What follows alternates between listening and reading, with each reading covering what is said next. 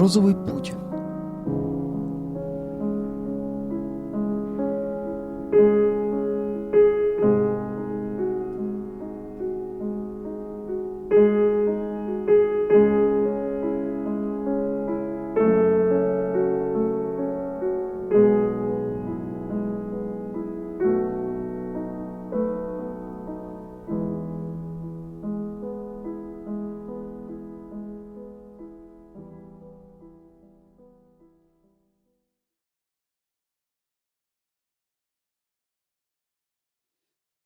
Я есмь то, что я есмь,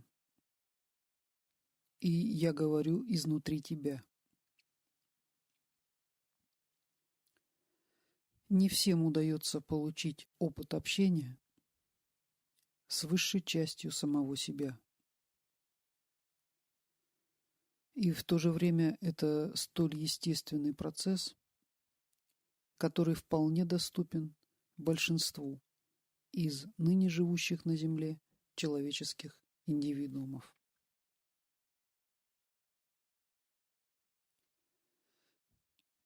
Земная жизнь очень насыщена теми формами, которые, не являясь реальными с точки зрения высшей реальности,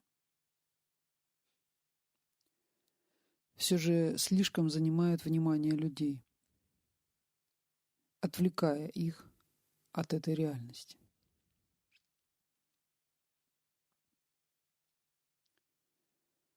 Живя в иллюзорном мире, иметь возможность заглянуть за завесу, пробиться сквозь плотность физического мира – это цель, которая выходит ныне на первый план.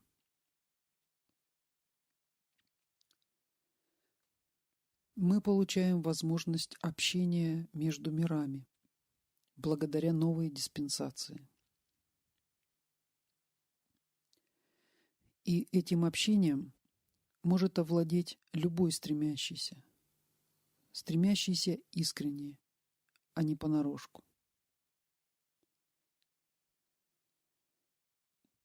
Самая большая сложность – преодолеть свое собственное внешнее иллюзорное сознание, эту надетую на себя иллюзорную одежду, сбросить с себя физические мысли и чувства, возвыситься в собственном сознании на высоту сначала своего «Я Христа», затем «Я есмь то, что я есмь», и далее в беспредельность.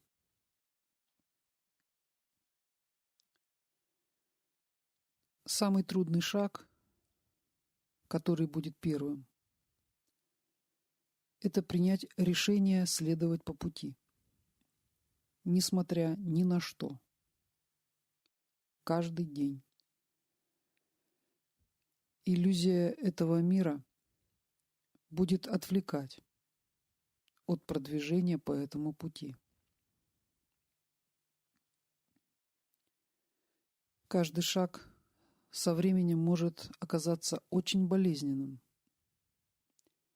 как будто вы идете по битому стеклу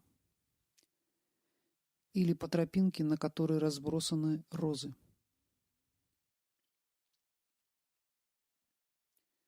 Вы идете босиком и получаете боль от шипов, которые вонзаются вам в ступни ног.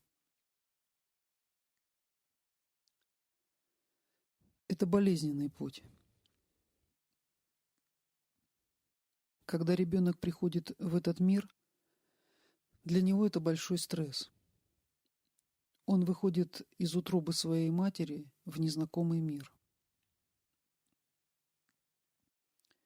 И для него это стресс и боль первого дыхания, неизведанность и свет. Точно так же, когда вы входите в соприкосновение с тонким миром, для вас это является стрессом. вы начинаете узнавать неизвестную часть вас самих, и она слишком отличается от внешней части вас. Но вы идете, несмотря ни на что, несмотря на боль и утраты, которые встречаются на вашем пути. Вы теряете своих прежних друзей, общение с ними кажется вам совершенно пустым и лишенным смысла. Вы теряете интерес к прежним своим увлечениям. Вы постепенно начинаете понимать, что этот мир становится для вас совершенно чужим.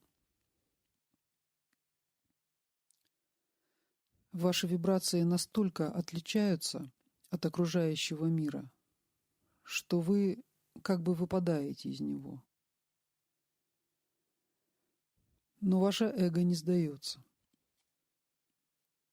Оно пытается привлечь ваше внимание к каким-то вам одному известным привязанностям к этому миру, с которыми вы еще не смогли расстаться. Порой бывает стыдно признаться в этих привязанностях.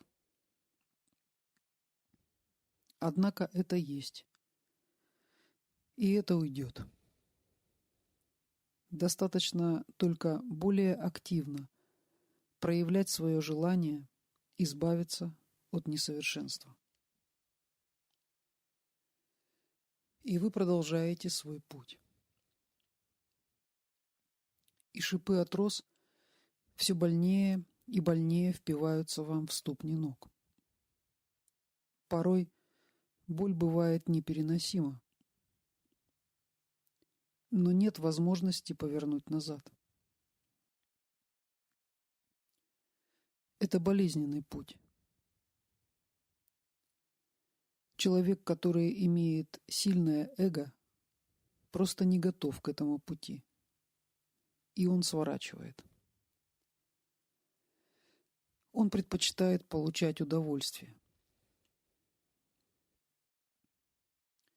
Но чем больше вы сопротивляетесь, тем болезненнее возвращаться на путь. Поистине, это очень трудный путь. Дорога, усеянная розами и шипами. Но я не знаю другого пути. Это путь жертвы, каждый шаг по которому дается с трудом. Но нет другого пути. Итак, первый шаг – это желание преодолеть себя. Если вы приняли это решение, то всегда найдется человек рядом с вами, который поможет вам идти дальше, даст необходимые знания и понимание. Но потом вы должны пойти самостоятельно, без свидетелей. Наступает такой момент, когда вы остаетесь один на один с собой и со своим эго. И начинается борьба. Это схватка не на жизнь, а на смерть. Каждая часть вас, реальная и нереальная, доказывает другой части вас самих право на свое существование. И это состояние очень далеко от покоя, умиротворенности и комфорта. Именно поэтому многие уходят с пути, ища группы, течения и секты, которые дают кажущееся умиротворение, наигранную любовь и показную заботу. И многие уходят с усыпанной розами тропы и идут по мягким коврам.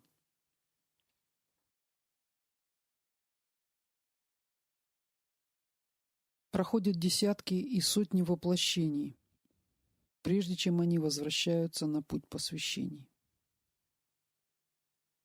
Бог не торопит их. Шанс вернуться на путь есть всегда. Но иногда требуется очень значительный намек со стороны высшей части вас самих, чтобы человек задумался и вернулся на путь.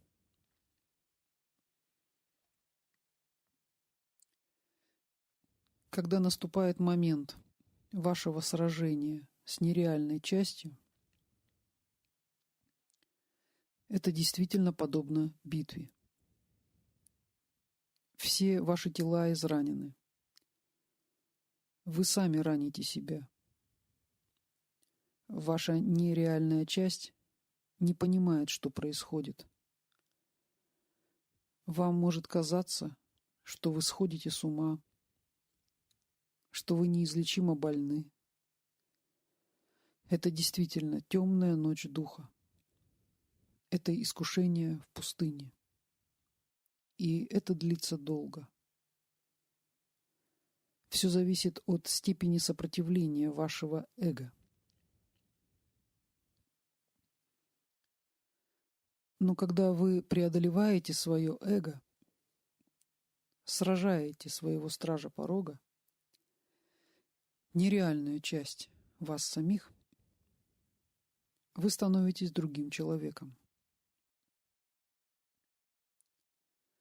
Да, вы продолжаете носить человеческое тело, вы продолжаете оставаться на физическом плане, но большая часть вас самих пребывает в другой реальности. Вы становитесь гражданином двух миров, пребывая одновременно вверху и внизу. Вы становитесь точкой, в которой встречаются миры.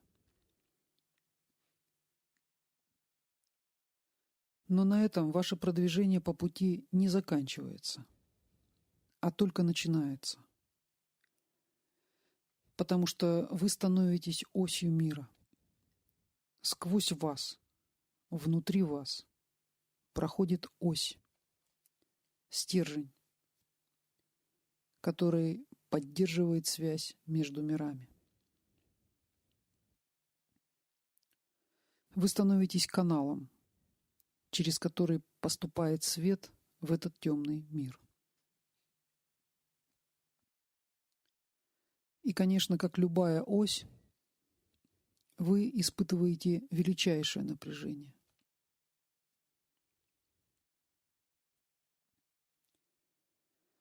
Такое ощущение, что вы являетесь титаном, на плечах которого лежит этот мир.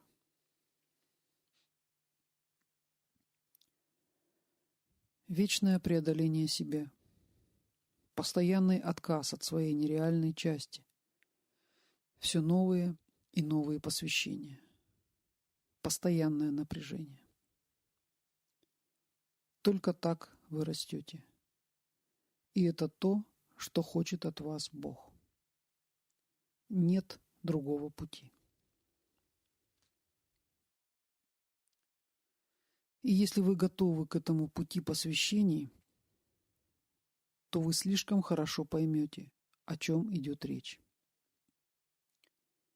Если вы не готовы к этому пути, то все, что вы только что прочитали, не будет нести для вас никакой информации.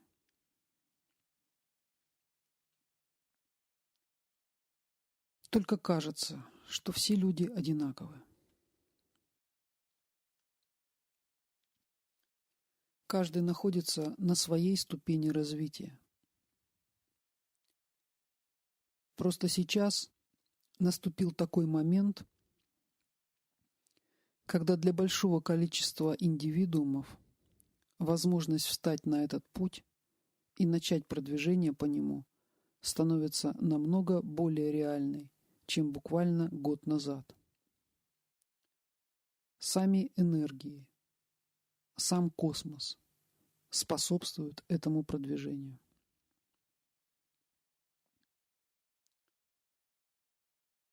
Те из вас, кто понимает, о чем здесь говорится, найдите время, уединитесь, останьтесь один на один с собой. Сосредоточьтесь на своем сердце и спросите себя, готовы ли вы следовать по этому пути.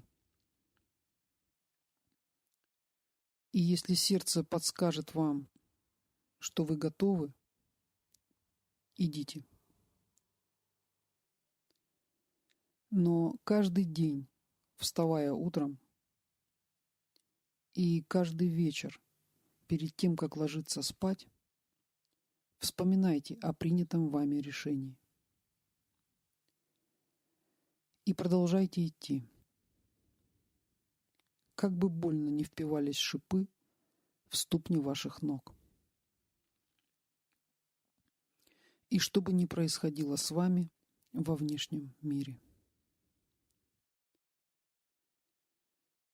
Ничего не бойтесь. Ничто. Никакие оскорбления, утраты, неприятности этого мира не могут причинить вреда бессмертной части вас самих.